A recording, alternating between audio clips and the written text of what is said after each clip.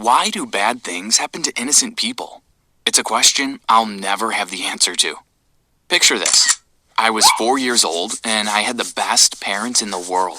My mom was beautiful, and she had the most caring eyes ever.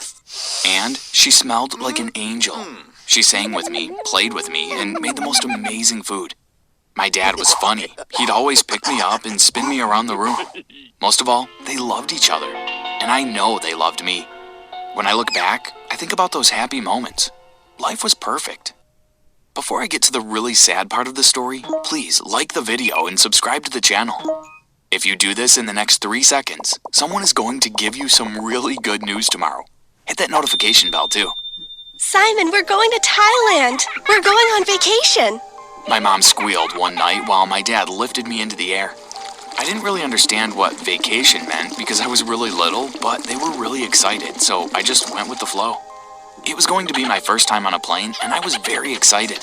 I had dozens of plane toys, and I'd seen them on TV and in the sky, but to actually sit inside of one of them, oh boy. The day came, and I was jumping up and down with joy. We sat in the plane, and my mom gave me some toys to play with.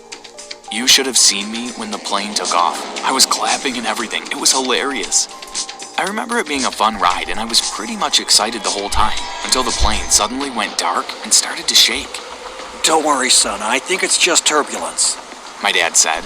My mom put her arm around me and told me that everything would be all right.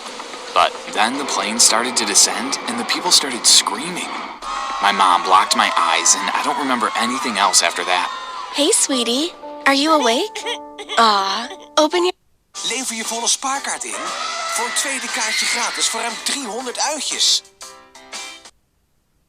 Back to school met tot 30% korting op heel veel elektronica bij Mediamarkt. Open your eyes, precious.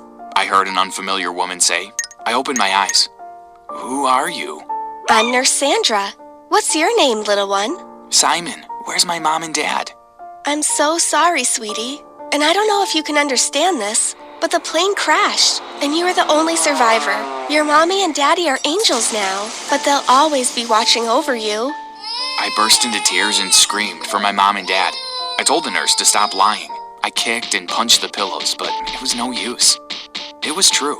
I was an orphan. When I was strong enough to leave the hospital, I was told that none of my relatives wanted me. That was sad because I had lots of aunts and uncles who were pretty well off. So I was sent to a foster home. Welcome, honey. You're such a sweetie pie. A woman said as I was dropped at the house. She introduced herself as Molly and took me up to a small bedroom, which I'd be sharing with 2 other boys. I remember this being a happy place, despite the sadness I felt after losing my parents. Molly treated all of us like we were her own children, and I had many fun moments there. She always comforted me when I was feeling sad, and I'll always think of her as my second mother. But when I was about 15 years old, they reduced the funding she received as a foster mom, and she could no longer afford to take care of so many children. Simon, you're getting older, and it might be better for you to be with a more financially stable family. One which can adopt you formally and put you through college. She said one night. But I don't want to leave. I know, and I understand. But we have to think about what's best for you. You're a really smart young man, and you need people who are in a better financial situation than I am. Listen, a really nice family is interested in adopting you. The mom and dad are both lawyers, and they have twin daughters. If you move in with them, you'll have everything. You can still come to visit me once in a while. Don't just think about the moment. Think about the future. After more speeches and persuasion, I finally agreed to meet this family that wanted to adopt me. Molly invited them over for lunch while the other kids were at school. I stayed home that day. They pulled up in an expensive BMW, and when they got out of their car, I thought they looked like 2 of the most boring people I'd ever seen. Good afternoon, young man. My name is Alonzo Middlecroft. And I'm Gwendolyn Middlecroft. We are very pleased to meet you. I tried to be very polite throughout lunch. They discussed boring things like their jobs and then arranged with Molly for me to move that weekend. I won't bore you with the boring details about the move, so I'll just fast forward to the Saturday they came to pick me up to take me to my new home. Their neighborhood was pretty far from Molly's house, but it was in a really posh area. They pulled up in front of a 3-story house and helped me to carry my bags inside. Their twin daughters were waiting at the entrance. Hi, I'm Carla. And I'm Caroline. Nice to meet you, Carla and Caroline. That's enough talking for today, girls. Please go to your rooms. Mrs. Middlecroft said. Huh? I thought. Now, Simon, before we take you upstairs to your room, we've got to explain a few things. We have some rules in this house that must be adhered to, or else there will be serious consequences. We have compiled our rules into a book, and we expect you to finish reading it by tomorrow night, She said. Maybe you're thinking she handed me a little booklet, but no. It was the size of an encyclopedia. And if you're not sure what that is, ask your parents. You want me to read this in one day? Yes. Now I'll show you to your room, and you can get changed for dinner. She said. She took me up to my room, and I'll admit, it was pretty nice. I sat on the bed, and she screamed. No! That's rule number 24. No sitting on the bed with your outside clothes. I stood up, and she continued. Oh my gosh, rule number 70 says no shoes in the bedroom. I think you need to read the rule book before dinner. We'll be waiting for you downstairs when you're done. She left the room, and I sat back down on the bed. Who were these crazy people? I opened the book and started reading. 1.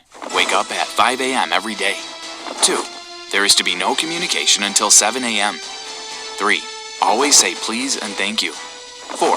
Listen to everything we say. 5. Wash your clothes on Wednesdays.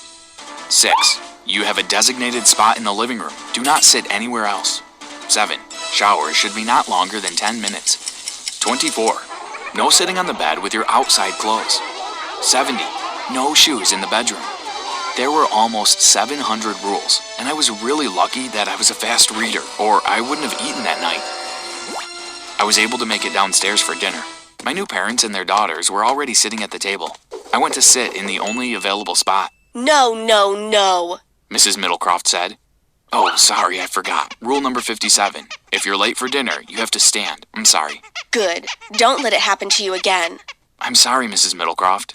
There is to be no speaking at the dinner table. When I went to bed that night, I really hoped that I'd wake up the next morning realizing that this had all been a dream. But it wasn't. I woke up because an alarm clock made extremely loud noises next to me. I shut it off. It was 5 o'clock in the morning. The rule book said I had to get up that early, but I wasn't exactly sure what I was supposed to be doing. I started getting ready for school, then stayed in my room until 7. When I got downstairs, everyone was smiling and having breakfast like pretty normal people. Hi, Simon. I hope you had a good first night. One of the twins said as she winked at me. Yes, it was great, thanks. I was happy to go to school that day because it made me realize that at least one part of my life hadn't gone crazy.